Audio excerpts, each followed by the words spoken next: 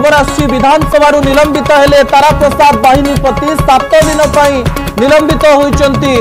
तारा बाहिनीपति 7टी कार्य दिवस तारा निलंबित बड़ एवं गुरुत्वपूर्ण खबर। निलंबन प्रस्ताव रखिले सरकारी दलर मुख्य सचेतक। जो बड़ खबर आपण सामना रही जे कांग्रेस तरफ प्रतिवाद करा जाउछि एइथिपाई जे कोन पाई तारांको निलंबन करागला। गृह समर्थन कले बीजेपी विधायक।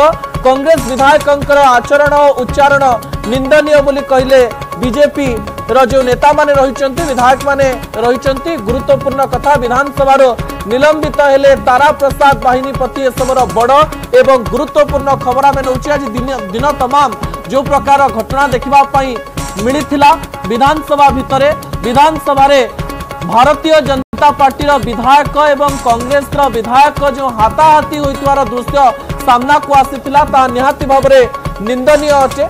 जो दृश्य आम टीवी स्क्रीन रे देखि पारुथुलु गोटे दृश्य होउछि आपण देखुचंती तारा प्रसाद बाहिनीपतिंकर जे प्राय एमती घटना से पूर्वरु मध्य करिसंती। बाचस्पतिंकर पोडियम उपरको से उठिवा पई चेष्टा करिथिले एवं कुआ जाउछि जे सिद्धांतक भाव